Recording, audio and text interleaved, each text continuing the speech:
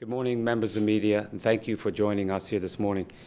As you are probably aware, this morning, the Minister of Community, Culture and Sports, my honorable colleague Patricia Pamplin, tabled the Civil Union Bill 2016 for consultation in the House of Assembly.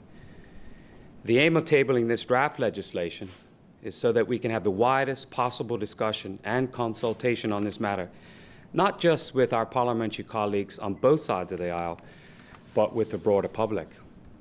You also heard the minister highlight that the issue of same-sex marriage and civil unions is at the forefront of our national conversation, because today the Supreme Court ruling regarding the Bermuda Bread Company versus the Minister of Home Affairs and the Attorney General takes effect. The landmark ruling means that non-Bermudian same-sex partners of Bermudians who are in permanent relationships are entitled to live and work in Bermuda free of immigration control. I think it's very important to mention that prior to that Supreme Court ruling, government has sought to do its due diligence to review and to access the issue of same-sex unions by engaging in a very intensive consultative process. And this included a series of public information sessions, the sharing of extensive research with the public on how other jurisdictions have sought to approach and reconcile this matter, outlining Bermuda's international legal responsibility, the proposed way that the Bermuda government could implement and manage civil unions, and meeting with advocacy groups and individuals for and against same-sex marriage and civil unions, all with the aim of listening to all sectors of the community on this very sensitive matter.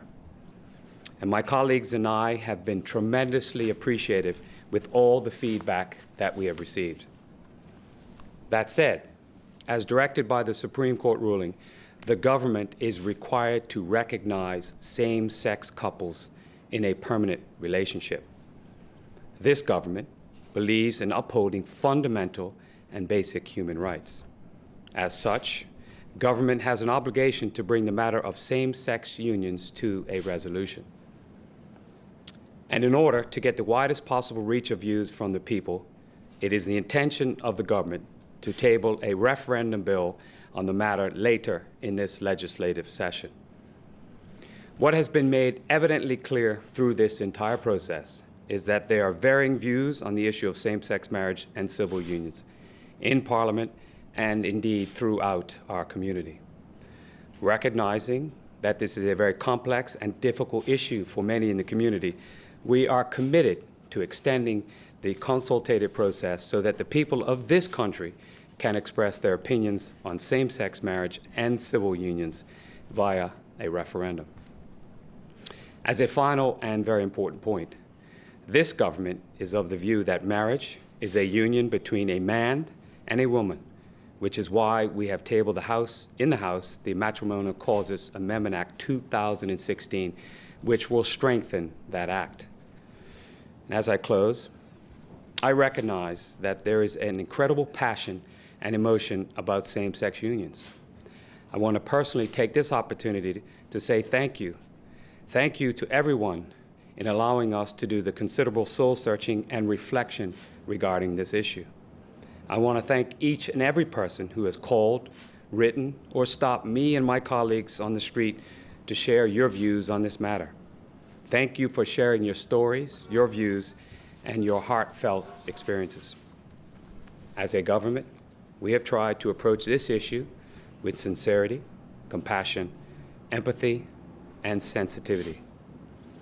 Government always has a responsibility to make the best decisions for the benefit and betterment of this country and its people. And we recognize that in doing so on matters of critical and national significance, such as same-sex unions, we must continue to seek and incorporate as much feedback and input from the public as possible. Thank you, and we're happy to take any questions that you might have. Brian. Were you unhappy with the Human Rights Commission statement this week in which they criticized both parties for their approach? No. The Human Rights Commission has a very important responsibility to undertake. The minister with some appointment rights of the Human Rights Commission is the Minister Pat here. And we applaud them for the work that we have to do. One thing I will say, Brian, in regards to this whole matter, we like people to speak up in the appropriate tone on this matter, because if we do, in every matter, we'll find the best resolution. This morning, before the minister gave her statement in the House, and before this press conference today, we met with the Human Rights Commission, and we informed them of our direction and the need to work together to get the most appropriate result for the people of Bermuda. Because when it comes down to it, it's all about protecting and promoting human rights, and this government supports that 100%. You had hoped not to have a referendum when this all began, but have you reached that decision due solemnity and care?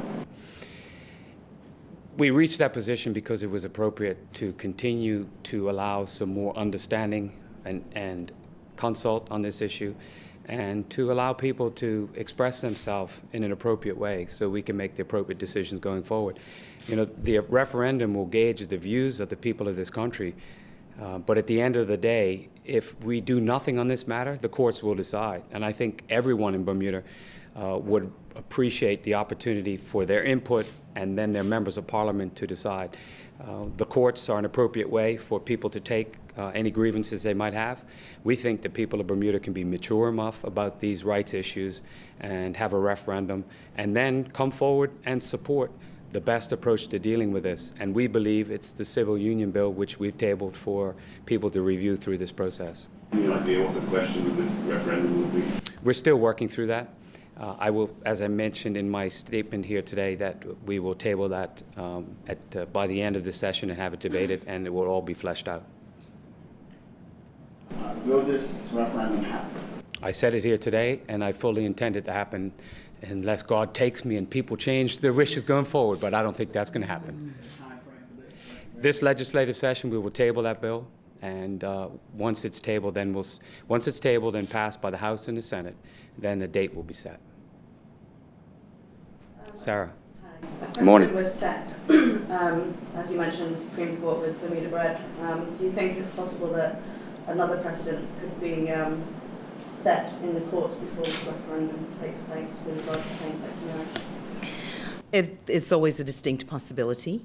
I believe that what the people who are interested in that side of the issue have determined is that if they can see that there is some determination on behalf of the government to pursue this matter to come to an amicable conclusion, then I think they may be satisfied and they may be able to wait out the process that has now just been announced. So I think that we should be okay in that regard. One other comment that I will make that I think is important in this situation, the entire government team supports this approach. And we believe with that support, we can go out in the community and continue this process so the people of Bermuda can have their views expressed, and then we can move it forward to the proper resolution. One last question, please. Why would you table the civil union bill in Parliament if you're still going on to a referendum? Good question. Let me just say that some of the opposition to the issue of civil unions had been expressed sight unseen of the bill. In order to be able to educate people what the bill contains, it is necessary to have it tabled. It is necessary to give people the opportunity to read through it, to evaluate the points with which they might agree, the points with which they may disagree, and for us to continue to have the necessary dialogue.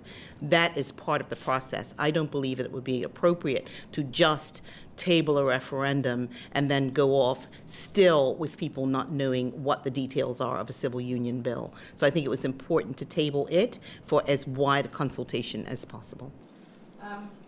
Was there any concern by the government by not holding a referendum you might lose support from the church vote? Let me just say that from our perspective, there are times in government that one has to look at what the appropriate approach is towards our community. And there are times when you have to swallow whatever the outcome is. If we did everything because of votes that we are likely to get, this country would absolutely stagnate. We cannot consider matters that are of this level of importance and use as a gauge whether or not we're going to lose votes. We may lose some, and if that's the outcome, that is the outcome. We are interested in educating the public and looking at the best possible manner in which we can provide for what the courts have determined we need to provide, and that is a way forward for same-sex couples to be able to enjoy the right to family life.